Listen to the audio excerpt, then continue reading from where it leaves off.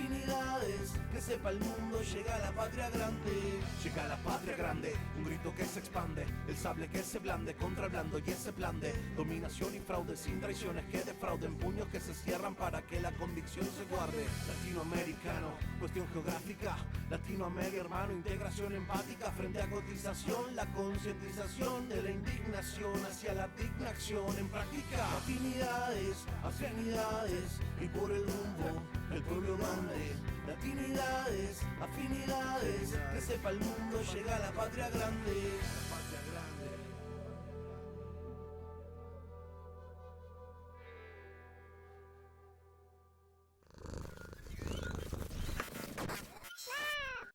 Buenas noches, México.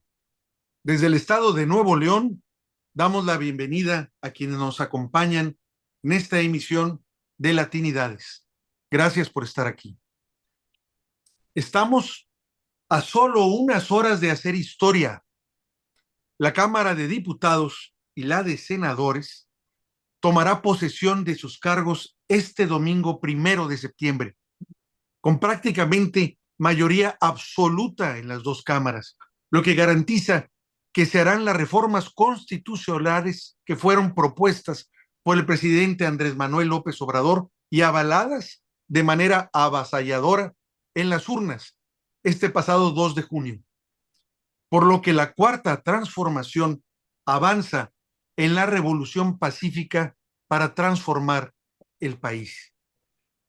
Para hablarnos de esto, nos acompaña alguien que ahora que ocupe su curul tendrá sin ninguna duda reminiscencias familiares de orgullo, pero también de responsabilidad para honrar ese legado. Laura Itzel Castillo, gracias por acompañarnos esta noche. Muchas gracias, Héctor Manuel. Me da mucho gusto estar la noche de hoy con ustedes en este programa que me parece muy importante, que es un programa que informa sobre todo lo que ha venido sucediendo con el movimiento de transformación encabezado por Andrés Manuel López Obrador. Como bien dijimos, es una revolución pacífica que fue plenamente avalada este 2 de junio, con las posibilidades de reformar realmente constitucionalmente el país, cosa que no fue posible en la administración del presidente, pero sí en la que va a ocupar la próxima presidenta del país, que también es algo histórico. Estamos viviendo una jornada sucesiva este año de eventos históricos. El 2 de junio fue histórico por esos casi 36 millones de votos a favor de la primera presidenta en la historia del país después de 200 años y a 70 años de que el voto femenino se logró por ley. Entonces es algo histórico esto. Y ahora también estamos viviendo algo histórico porque aparte de que las dos cámaras, la de senadores y diputados, tomarán ya a unas horas posesión para empezar a ejercer históricamente estos cargos, es también la última vez que veremos dando el informe a la nación por parte del presidente Andrés Manuel López Obrador, lo cual es algo así como que un triunfo, pero también es algo agridulce y que comparto también la tristeza que acompaña a muchas personas que ya les duele esta despedida oficial que se va a dar ahora con este informe de gobierno que también es mañana, y luego con el último grito que va a dar nuestro presidente, y luego ya cuando finalmente ocupe Claudia Sheinbaum la presidencia del país. Y obviamente tú estás ahí en estas jornadas.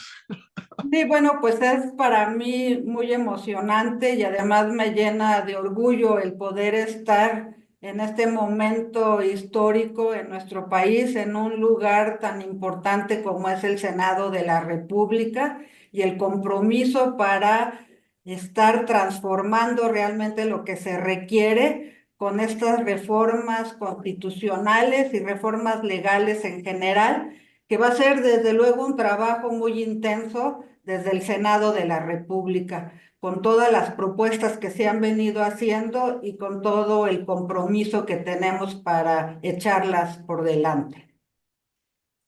Pues ahora sí que tienen un paquete muy grande, todos los legisladores, bastante grande, para cumplir con las expectativas del pueblo que votó definitivamente por estos cambios.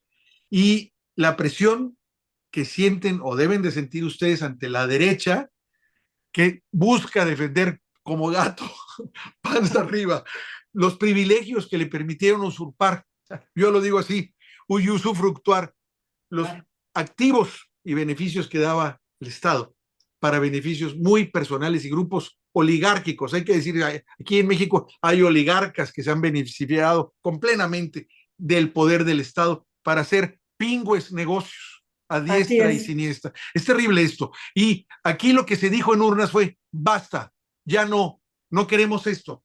Entre esto fuera el poder del partido judicial, porque ese partido realmente nomás los representaba a ellos, como ha sido así en toda América Latina. El Estado de Derecho, cuando uno lo ve, solo sirve a la derecha. Así Así es. es, solo sirve a la Así ha derecha. sido. Nunca los intereses de ellos son tocados, Laura, y tú lo sabes, nunca van a la cárcel, nunca les pasa nada a ellos, y ya estamos hasta acá. Entonces, esa es una parte grande del compromiso que tienen ustedes ahora como legisladores. Desde luego, y por eso también es muy emocionante que el día de mañana se rinda el sexto y último informe por parte del presidente de la República y que con esto pues está culminando todo un ciclo de la cuarta transformación. Y yo aquí quisiera hacer un paréntesis porque para mí sobre todo me llena de emoción el hecho de que el próximo sábado, o sea, de hoy en 8, se cumplen 50 años del aniversario del Partido Mexicano de los Trabajadores, el partido que fundó Eberto Castillo, mi padre, y Demetrio Vallejo, el líder ferrocarrilero que estuvo preso durante más de 11 años a causa de su participación en el movimiento ferrocarrilero que paralizó al país en esos momentos y que producto de todo ese liderazgo y ese trabajo fue a parar a la cárcel. Y mi papá, que después de su participación en el movimiento estudiantil del 68, también estuvo en la cárcel. Los dos, al salir de prisión, en lugar de irse a su casa, o sea, no, con la represión que hubo, con el encarcelamiento, lo que hicieron fue fortalecer, darles vitaminas para seguir luchando en el país por la transformación. Y quiero decirte que un lema del Partido Mexicano de los Trabajadores era independencia económica, soberanía nacional y revolución. Y que pues ahora podemos decir que estamos reivindicando desde luego la independencia económica, la soberanía nacional y la revolución pacífica que ha habido, esta revolución de las conciencias. Entonces, después de un largo trecho trabajando por esto, porque te quiero decir que yo también me siento orgullosa de haber sido fundadora del Partido Mexicano de los Trabajadores. Era muy joven, muy niña, digamos, pero desde entonces yo acompañé a mi papá y a mi mamá a diferentes recorridos por el país. Incluso me acuerdo que cuando estaba en Huimanguillo, Tabasco, Demetrio Vallejo me regañó porque yo pues estaba ayudando y estaba ayudando a apuntar los nombres de la gente para todo el proceso de afiliación, incluso antes de la formación del Partido Mexicano de los Trabajadores, y que llegó y me dijo, no, a los niños no se les afilia, porque pues obviamente conmigo llegaban los niños que estaban ahí, pues yo a todos los apuntaba, ¿no?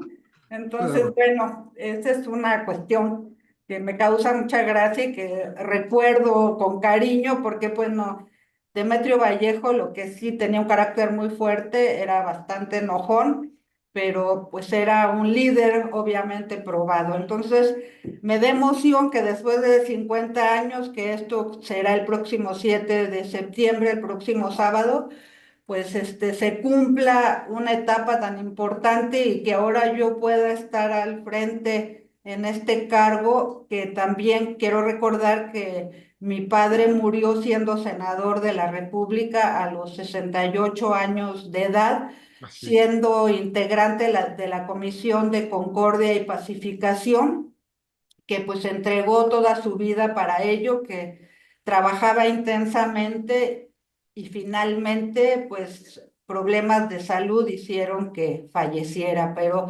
desde que nació, yo podría decir, siempre fue un hombre rebelde.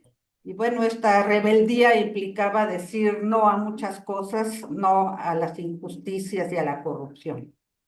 Pues mira, ahorita que estás comentando esto, hay que recordar a los que nos hacen favor de vernos y escucharnos que recientemente estuviste tú en la develación del nombre de tu padre en letras doradas, precisamente ahí, en el Senado, donde tú vas a estar Así es. próximamente, ya en cuestión de horas.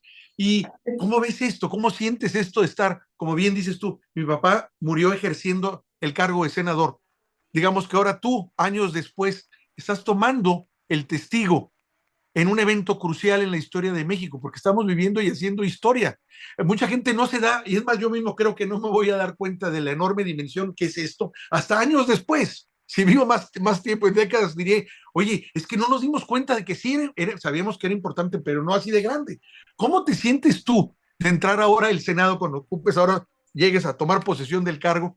Con las letras de tu papá ahí precisamente. Y recuerdo también ese cuadro que tu papá, ahorita que estabas hablando de cuando estuvo en la cárcel, Y pintó, aquí se que, alcanza a ver.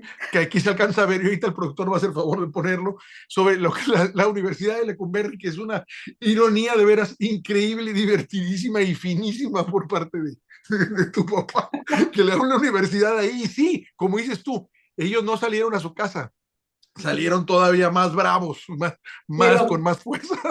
así es. ¿Cómo te sientes tú ahora? Porque, digamos, se fue Eberto, pero ahora tiene el testigo su hija, Laura Itzel. Ella Así es. continúa. Bueno, pues me siento obviamente con una gran responsabilidad que pues tengo como enseñanzas las que me dio mi padre y siento que en este caso pues realmente tengo que responder como debe de ser. Entonces, quiero decirte que pues me da una gran emoción, que lo he dicho en varias ocasiones en esta entrevista, pero también siento una enorme responsabilidad que tengo que estar cargando de alguna forma, por decirlo, con el legado de mi padre, pero que no lo vamos a defraudar, que no vamos a defraudar a Claudia Sheinbaum y tampoco a Andrés Manuel López Obrador. Digo, sí tienes un paquete muy grande en lo personal.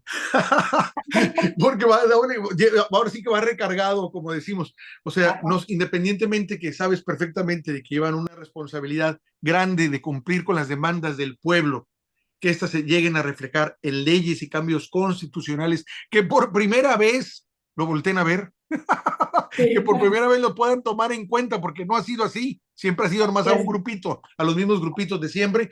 Tú tienes ahora también la doble carga. Pasas por ahí, vas a ver el nombre de tu papá ahí, como para recordarte quién Sí, eres tú y qué espera la gente de ti, porque la gente de antemano te digo, no espera menos, así es. no va a esperar menos, y sí te van a reclamar si consideran que das un paso atrás. O sea, Desde luego que sí, pero no les voy a fallar, eso sí puedo decirlo.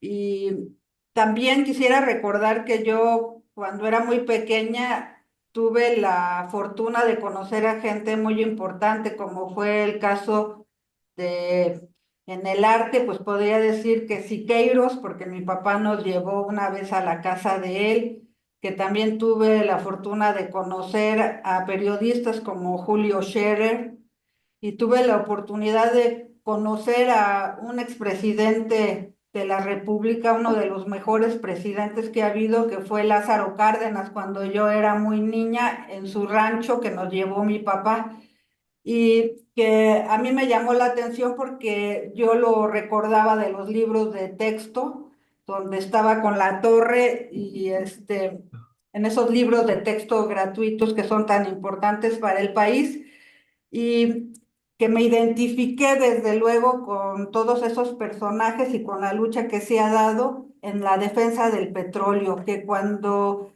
se vino todo el boom petrolero con el presidente López Portillo, se dio una lucha fundamental encabezada por el ingeniero Alberto Castillo y el Partido Mexicano de los Trabajadores, que los lemas eran Pemex sí, PEUSA no, y que país petrolero y pueblo sin dinero, era lo que cantábamos en las marchas, lo que coreábamos ahí, y es una lucha fundamental que pues nos nutre porque sabemos que la derecha incluso se creó en contra de lo que fue la expropiación petrolera, que también estuve participando con el movimiento de las Adelitas en contra de la privatización del petróleo y que ahora me toca desde el Senado, desde luego, seguir defendiéndolo como lo hicimos desde la Cámara de Diputados cuando tuve la oportunidad de estar ahí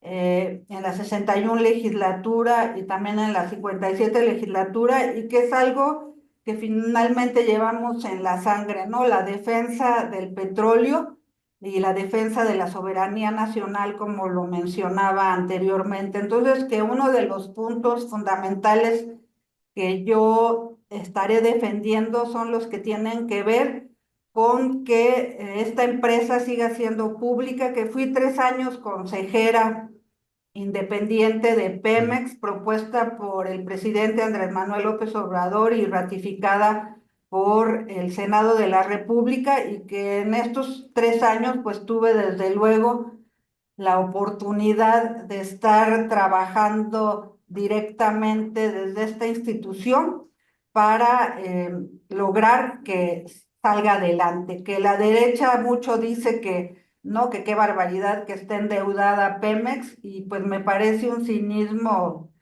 verdaderamente del colmo, porque ellos fueron los que endeudaron a petróleos mexicanos, tanto podemos decir que Calderón como Peña Nieto le endeudaron al 100%, y en el caso de esta administración encabezada por Octavio Romero, como director de Pemex, se pudo hacer una reducción de la deuda del 20%. Si bien es cierto que es una deuda muy grande, pues es una deuda que fue provocada por la irresponsabilidad y por lo que hizo la derecha para acabar de chatarrizarla y venderla, privatizarla como un negocio por parte de ellos, y que nos ha costado mucho trabajo sacarla adelante, y que uno de los compromisos de la presidenta electa es seguir con esta producción y también estar trabajando por lo que tiene que ver con la transición energética, que es uno de los puntos que están dentro de la agenda.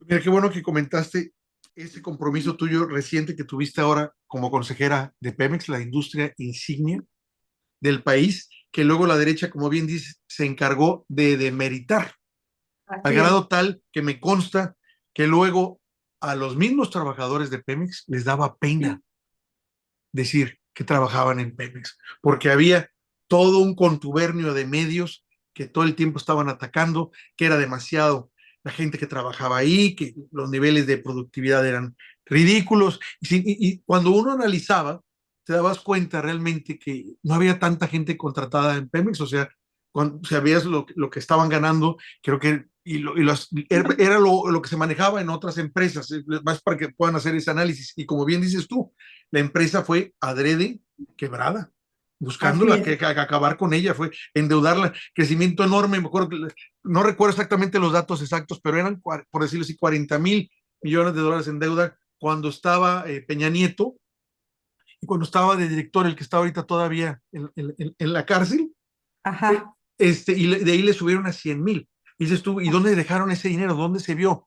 Te endeudaste con 60,000 millones de dólares, que más o menos, a grosso modo lo estoy diciendo. ¿Dónde lo metiste? Sí, ¿Dónde? cuando asumimos esta administración eran 129,000 millones de dólares. Wow. Ajá. Y estamos un poco abajo de los 100,000. Entonces ha sido un trabajo muy arduo para que finalmente se haya podido lograr esto, pero es una irresponsabilidad muy grande de ellos. Y recuerdas que cuando dijeron que se iban a buscar los tesoritos de la profundidad del mar y todo lo que estaban planteando en su campaña, que finalmente se dieron contratos 110 contratos, y de estos 110 contratos solamente son muy pocos los contratos que se han ejercido, que se cuentan con los dedos de una mano, y lo que ha dado como resultado es que produzca nada más 40,000 barriles de petróleo diario. O sea, nada, cuando que supuestamente íbamos a tener una producción a partir de la reforma energética Ujú. de 3 millones de barriles de petróleo diario, y además se iba a dar trabajo también a millones de personas, ¿no? O sea, una falsedad completamente, ¿no? Entonces, bueno, pues ya vemos cuál fue el resultado de su fallida reforma energética y cómo ha costado al país poder sacar adelante la empresa, pero la derecha sigue diciendo que se debería de privatizar y que no debería de haber subsidios. O sea, también a la gente ya se le olvidó lo que eran los gasolinazos, y a partir de esta administración, pues simplemente no se incrementó el precio de la gasolina, sino incluso hasta bajó el precio de la gasolina un 5%. Es decir, se ha estado manejando toda una estabilidad económica que de otra manera no hubiera sido posible. Y lo mismo en el caso del gas, se pudo estabilizar el precio del gas a partir de las políticas que se implementaron por parte de Petróleos Mexicanos, y con lo que fue el gas bienestar, donde se entregaron muchísimos tanques de gas para familias de escasos recursos en diferentes zonas del área metropolitana de nuestro país, de la Ciudad de México. Ese reto todavía sigue, como bien dice, se bajó parte de la deuda, casi 100 Sí, mil millones, sigue siendo todavía muy alta, así pero es. como te comenté, les daba hasta vergüenza a los trabajadores, pero apenas de petróleos, ¿no? En ese periodo liberal, pero cuando entró el presidente, y eso lo sé de primera mano, las cosas Sí, cambiaron. Otra vez, los mismos trabajadores sienten orgullo de pertenecer a una empresa que sabe que le da al Estado, le da al país, y vuelven a sentir el orgullo que caracterizó por muchos años a ser trabajador de Pemex, como también a ser trabajador de la Comisión Federal de Electricidad. Eso se logró precisamente porque se están rescatando estas industrias que realmente son vitales para el país, pero también están dentro del radar de la derecha, que las considera vitales para tener controlado a los países, porque lo vemos cómo les va a los pobrecitos españoles con Iberdrola, allá, la famosa esta Iberladrona que vino súper a ladrón. hacer sus Américas aquí, estafándonos, y que afortunadamente ya está casi para afuera. Tienen un gran reto. Esperemos que todo esto se pueda consolidar, que digamos que la reforma constitucional al Poder Judicial, que es un poder realmente corrupto, que el 80% de los mexicanos dijeron, no lo queremos, queremos un cambio ahí, sea avalado plenamente por ustedes, a pesar de que creo que les falta un solo senador para alcanzar la mayoría absoluta ahí en el Senado, pero esperaría que lo consiguieran, que hubiera conciencia y responsabilidad histórica por parte de ese senador, que todavía no sé quién sea, por dónde vaya a aparecer, y O puedan plasmar, senadora. o senadora, esperemos que haya alguien ahí que quiera hacer historia, y no como vimos ahora que se votaba la reforma energética, que votaron a favor de las transnacionales, votaron en contra del pueblo de México. El PAN ha votado por todo en contra en este sexenio, absolutamente por todo en contra. Quedan totalmente desnudos de quiénes son, porque no hay forma que tapen su hipocresía. Están al lado del dinero, no al lado del pueblo. No Así es. favorecen ni una sola medida del pueblo, Laura. Yo espero que hagan ustedes más fuerza todavía con esto. Así es. Y dices algo muy importante, lo que tiene que ver con el orgullo de los trabajadores de la CFE y los trabajadores de Pemex. Pero es que verdaderamente creo que sí les daba vergüenza ser trabajadores Sí. de estos entreguistas que estaban al frente del poder. Y es muy diferente cuando se reivindica el papel de los mismos trabajadores, así como de lo que tiene que ser una empresa pública. Y en eso también consisten las reformas que se consideraron para lo que sería esta administración que está por entrar, y lo que tiene que ver directamente con lo que serían las empresas productivas del Estado, para que sean empresas públicas, que tiene obviamente otra lógica el ser una empresa pública a ser una empresa que compite con las empresas privadas. Y yo quisiera recordar que de cada peso que da el erario público a Pemex, Pemex le regresa 4. Entonces también todo lo que es la cantaleta de la derecha de que se está manteniendo a una empresa que está quebrada, no es cierto. O sea, seguimos con todo lo contrario. Sigue Petróleos Mexicanos de alguna manera manteniendo desde luego lo que es el presupuesto de egresos de la Federación para todos y todas las mexicanas. Entonces es un orgullo estar participando en esto, y ese orgullo desde luego lo sienten los trabajadores. Y ahora lo que sigue pues es la batalla de todas las batallas, que es el caso que mencionabas de la reforma judicial.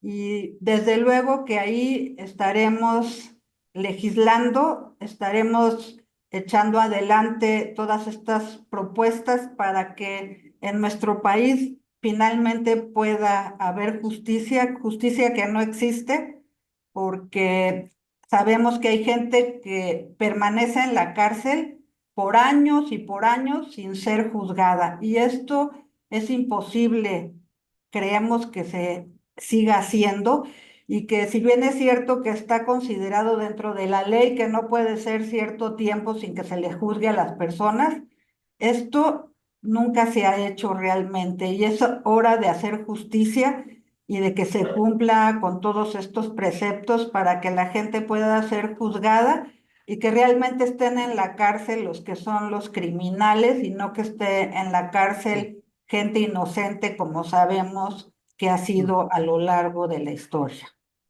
Así es, y todavía están ahorita. Es cuestión de ver casos, Sí. hay miles y miles de casos de gente que porque no tuvo una buena defensa, o porque incluso tuvo que agarrar un abogado de oficio para no tener medios económicos de encontrar una buena defensa, está en la cárcel. O que el Fíjate que abogado, dime, había termina.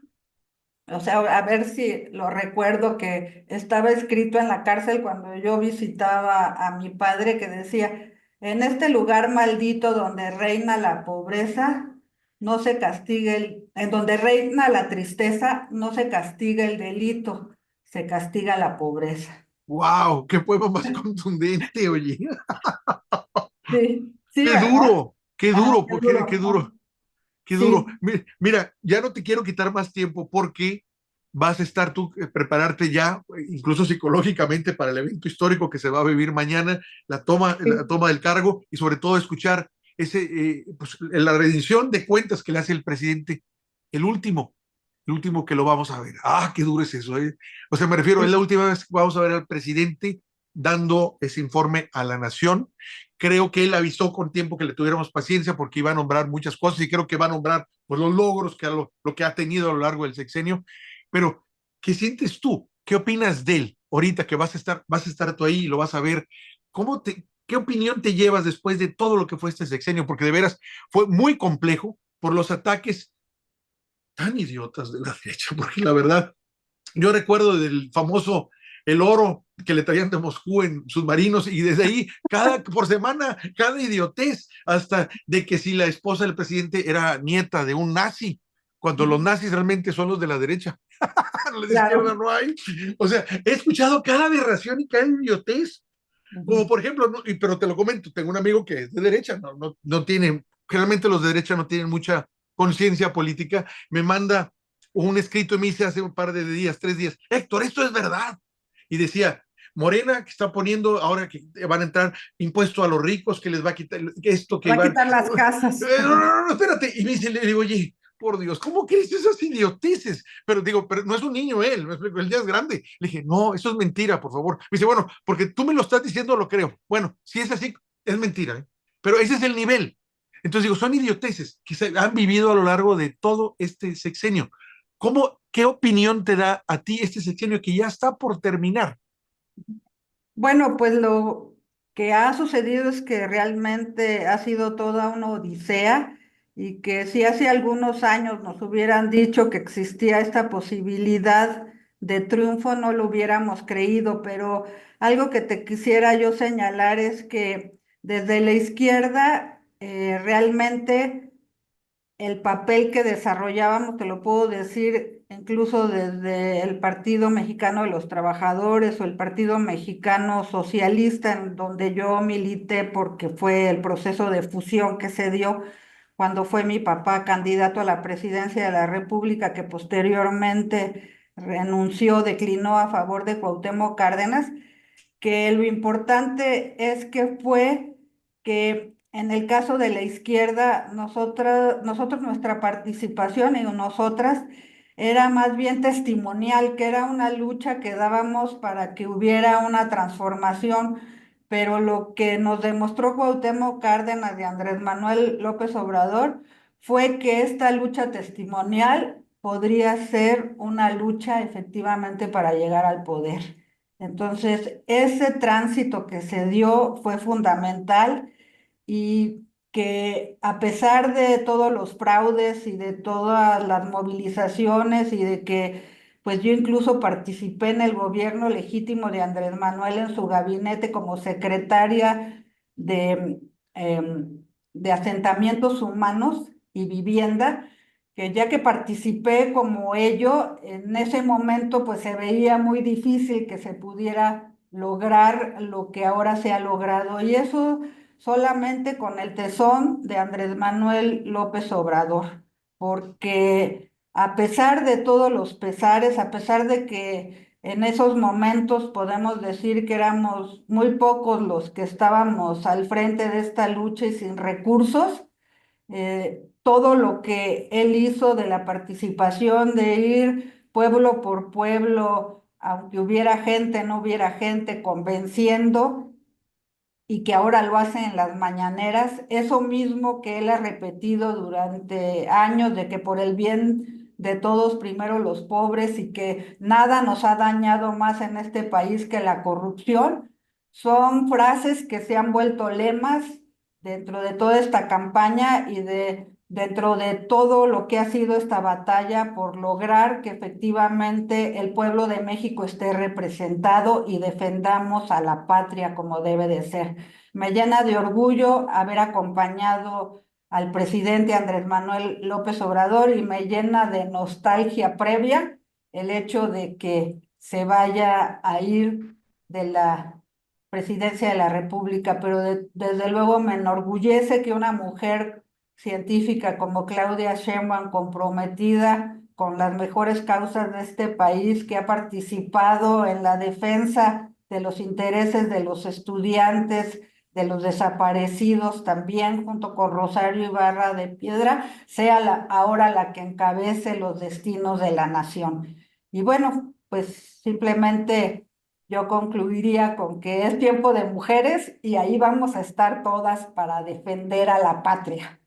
Pues la verdad, digo, es que es tiempo de mujeres, lo bien lo dices tú, es histórico el que, bueno, como dices tú, mañana rinde cuentas, por decirlo así, el presidente Andrés Manuel López Obrador a la nación como se debe y va a rendir buenas cuentas, porque es obvio, lo veo, me Así queda es. claro. Estaría esperando a lo mejor alguna que no conozca o que nos pueda decir que va a pasar otra, pero lo estoy viendo, sobre todo lo veo en la gente. Es la primera vez que yo, en lo personal, pero lo veo también en varias personas que me rodean, que nos da orgullo de tener un presidente como el que tenemos. Podrá cometer errores, claro, pues no es perfecto, ni yo lo soy, nadie lo es. Habrá cosas que a lo mejor no me gustaron o que hubiera preferido yo que hubieran sido de otro modo. La clásica del que está en el estadio de fútbol y le dice, no hubieras hecho esto, lo otro, pero tú no estás en la cancha, cuate, de entrada, tú no estás jugando, tú estás de observador. Bueno, desde ese punto de vista, todos opinamos, pero volvería a votar por él. Bueno, y además de que sabemos que tiene la aceptación de una gran cantidad de gente, si tomamos en cuenta que hubo una última encuesta del periódico El Universal, que no es un periódico que digamos muy afín a Para nada. este régimen, ¿verdad? Y que tiene ahí la aprobación de más del 70% de la población. O sea, eso también, aunque sea muy reiterativo, pues es histórico porque ningún presidente había salido con esta aprobación. Sabemos que hay un proceso de desgaste durante todo el sexenio y bueno, pues eso quiere decir que entrega muy buenas cuentas. Entonces, sabemos lo que ha hecho, como tú mismo has señalado, pues sabemos que hay errores, pero obviamente son más los aciertos, desde luego, que estos errores que se le podían estar considerando, ¿no?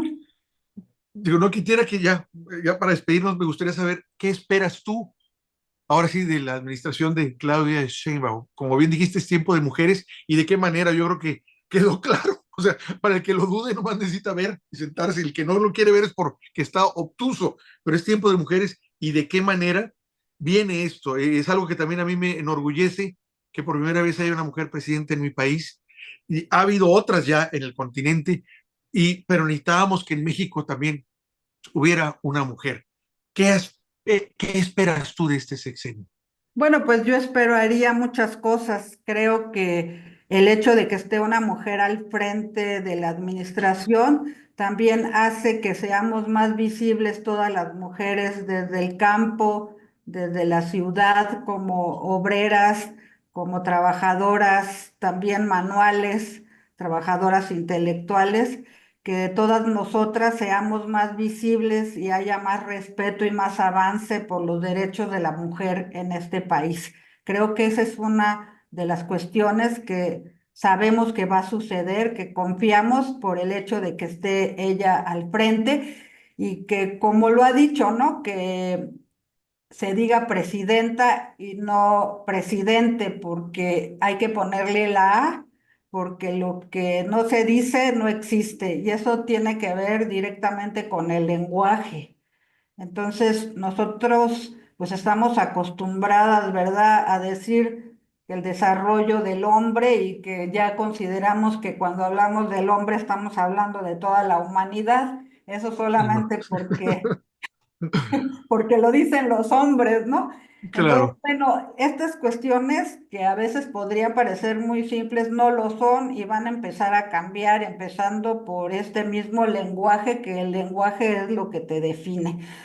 Entonces, creo que hay avances en ese caso fundamentales y desde luego todo lo que tiene que ver con lo que se ha denominado el segundo piso de la cuarta transformación, donde tendremos una serie de propuestas de lo que son los derechos sociales a favor de las mujeres, a favor de los niños, todo lo relativo a la educación. Considero que siendo ella una científica y que ha trabajado esos temas, desde luego va a haber un avance en todo el aspecto educativo y científico, también en lo que tiene que ver con la transición energética, con el uso de fuentes alternativas. Es algo que marcó también en la Ciudad de México con todo lo que hizo, por ejemplo, en el caso de la central de abastos, lo que hizo también de una planta para la transformación de la basura y para la generación de energía y demás. O sea, hay cuestiones que me parece muy importantes que se van a estar llevando a cabo y pienso que Andrés Manuel pues hizo mucho hincapié en lo que fueron sus eh, proyectos pues trascendentales y que sabemos cómo es Andrés Manuel, que no deja un día de trabajar, ¿no? Que trabaja las 24 horas del día. Que bueno, yo recuerdo que cuando él era presidente del PRD y yo era secretaria de Comunicación y Propaganda, cuando entré y cuando me fue a ver para que yo participara ahí, me dijo que había que trabajar 18 horas al día y la verdad que esto es un hecho. Y creo que ahora a eso hay que agregarle el rigor científico de Claudia Sheinbaum, o sea que también va a estar viendo pobres de ustedes, ¿eh? cuáles son los avances que hay en cada materia. Entonces, siempre se les ha dado un seguimiento y es la única manera, efectivamente, de lograr los cambios que queremos en este país. Entonces, pues creo que va a ser un sexenio fundamental para el desarrollo de la mujer, de las energías alternativas y de la ciencia y la educación fundamentalmente. Laura, ahora sí ya te despido para que puedas estar lista para mañana, que en unas horas más. Es que la verdad, qué evento, qué orgullo que vayas a participar, que tomes el testigo de tu papá en una Así es. cámara en la que ya está el nombre de él ahí, no cualquiera puede decir eso. Así es. De mi No papá cualquiera puede y de llegar. mi mamá voy a reivindicar el papel de mi mamá porque fue muy importante para que se pudiera trabajar como trabajaba también mi papá en el Partido Mexicano de los Trabajadores y en todas las luchas que siempre desarrolló y en la parte de la tecnología, de la ciencia, pues siempre tuvo ahí a su presidenta de su comité de campaña, digamos. Mira, bueno, hay que recordar también, y lo tengo que decir, que cuando que el que manejó la campaña de tu papá cuando fue candidato a presidente, pues fue nuestro presidente, Andrés Manuel López Obrador, fue el que dirigió la campaña de él, si no me equivoco, ¿verdad? No me No, acuerdo en qué año. la campaña en realidad fue la campaña a la gubernatura de Ah, Veracruz. ok. Ajá, y Margarita González Arabia, que ahora es la gobernadora electa de Morelos, fue la secretaria de Finanzas de la campaña a la presidencia de mi papá, Mira, así, del PMS. pues mira, qué interesante que esas luchas, hasta dónde Ajá, están llegando ahora, que estoy seguro que en ese entonces no veían claro. Y la gente a lo así mejor hasta es. se reía y decía, no, pues esto nomás son testimoniales, como dices tú, no, ¿para qué Ajá, hacen esto? ajá. Y seguir avanzando con la esperanza de a ver cuándo, qué complicado es estar en el desierto, por decirlo así, es bien Sí, difícil. y bueno, y además los insultos de la gente, si me permites decirlos, que decían, huevones, pónganse a trabajar. Pues estaban trabajando, obviamente estaban trabajando por ellos también y ven los resultados ahorita. Es claro que ese trabajo dio frutos. Así Está, es.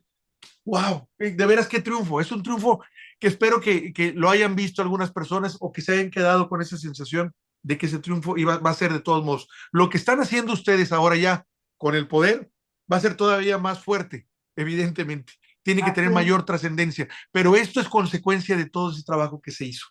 Ajá. Y una última cosa que yo quisiera decir con eso de que te recordaba lo que nos decían ahora, que hacen las marchas, que hacen los bloqueos, que se organizan y que están algunos trabajadores del Poder Judicial eh, pues protestando, que yo creo que una de las cosas básicas que tiene el gobierno de Andrés Manuel López Obrador y lo que será el gobierno de Claudia Sheinbaum y que es significativo de la Cuarta Transformación es de respetar la libertad de expresión, que eso siempre va a ser un asunto que consideraremos como parte fundamental de los derechos humanos de los mexicanos y las mexicanas.